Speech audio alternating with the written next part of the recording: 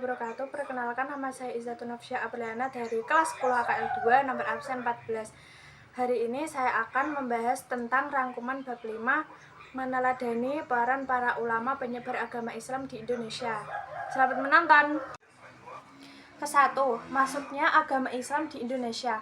Wilayah Nusantara sangat luas, posisi geografisnya terletak di persimpangan jalur perdagangan antara India, Cina, dan Arabia. Maka sulit untuk memastikan wilayah mana yang pertama kali menerima ajaran Islam. Oleh karena itu, ada beberapa teori tentang masuknya agama Islam di Indonesia, sebagaimana diungkapkan oleh Ahmad Mansur Suryanegara dalam buku Api Sejarah Jilid 1. Teori-teori tersebut antara lain: A. Teori Gujarat oleh Profesor Dr. Sisnouk Hurgosje. Menurut teori ini, Islam masuk ke Indonesia dari Gujarat. Wilayah Kerajaan Samudra Pasai merupakan daerah pertama penerima ajaran agama Islam, yakni pada abad ke-13. Selanjutnya, teori ini menjelaskan secara rinci antara masuk dan berkembangnya Islam di wilayah ini. B. Teori Mekah oleh Profesor Dr. Buya Hamka. Menurutnya, Islam masuk ke Nusantara pada abad ke-7 Masehi. Berdasarkan berita Cina, dinasti Tang ditemukan pemukiman saudagar Arab di wilayah pantai barat Sumatera. Kerajaan Samudra Pasai didirikan pada abad ke-13 atau tahun 1275 Masehi. Artinya bukan awal masuknya ajaran Islam, tetapi merupakan perkembangan agama Islam. C. Teori Persia oleh Profesor Dr. Husain Dejaja Diningrat.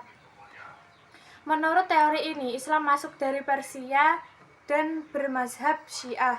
Teori ini dipandang lemah karena tidak semua pengguna sistem baca tersebut di Persia sebagai penganut Syiah.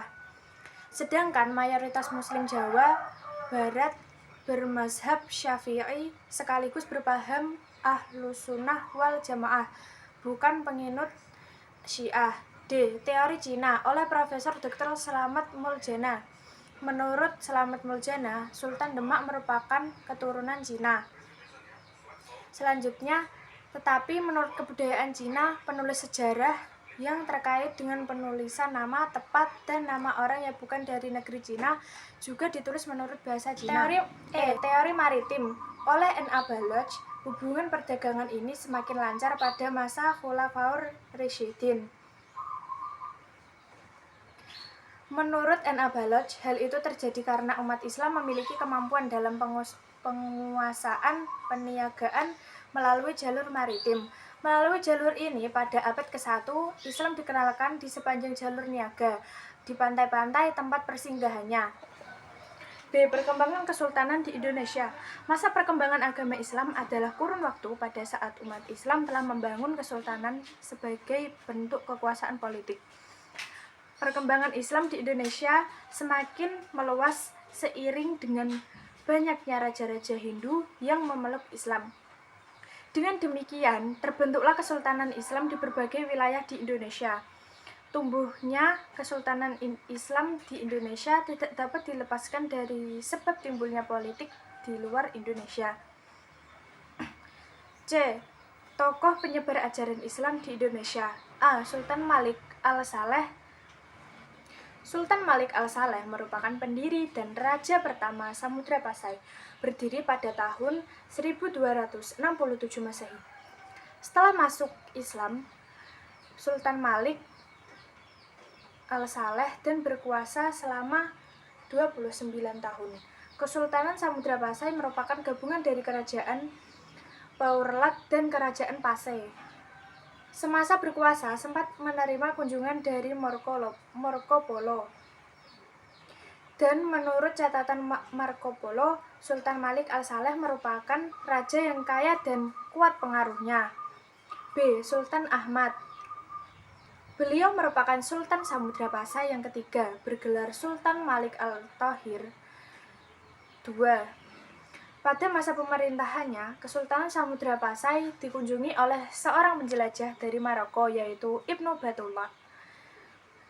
Menurut catatan Ibnu Battuta, Sultan Ahmad sangat memperhatikan perkembangan dan kemajuan agama Islam.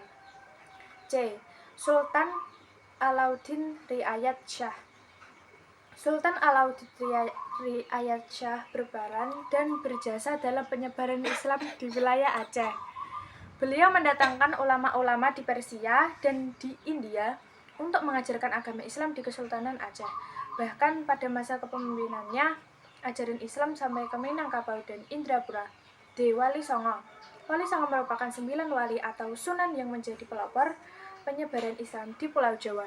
Mereka menggunakan berbagai saluran dakwah, di antaranya kebudayaan, kesenian, pendidikan, pernikahan, perdagangan, dan politik. Penyebaran Islam di seluruh wilayah Nusantara dipengaruhi oleh jalur perdagangan dari berbagai negara seperti Persia, India, dan Arab. Sultan Alauddin. Sultan Alauddin, nama aslinya adalah Imangarangi Daengman Rabia, dinobatkan sebagai Raja Goa pada usia 7 tahun. Beliau termasuk tokoh yang berjasa besar pada penyebaran Islam di Sulawesi Selatan.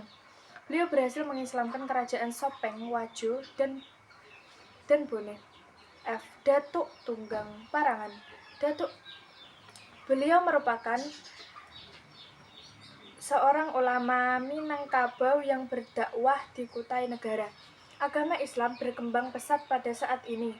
Bahkan undang-undang negara berlandaskan pada ajaran Islam. G. Sultan Zainal Abidin. Beliau memerintahkan Kesultanan Ternate pada kurun waktu 1486 sampai 1500 Masehi.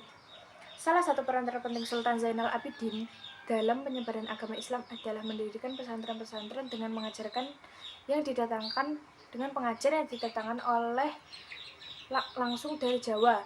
Gerakan Islamisasi yang dilakukan oleh Sultan Zainal Abidin ini diikuti dan ditiru oleh raja-raja lain di Maluku. Selain tokoh-tokoh di atas, masih banyak ulama yang berjasa menyebarkan agama Islam di Indonesia sejak abad ke-18 sampai masa kontemporer. D. Keteladanan para ulama penyebar ajaran Islam di Indonesia. Berikut ini di antara nilai keteladanan dari para penyebar tokoh di Indonesia. A. Hidup sederhana. B. Gigih dalam berjuang. C. Menguasai ilmu agama secara luas dan mendalam.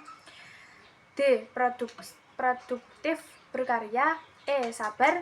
F. Menghargai perbedaan. G. Berdakwah secara damai. Dengan memahami sejarah penyebaran Islam di Indonesia, kita dapat menghargai keberagaman budaya dan agama di negara kita.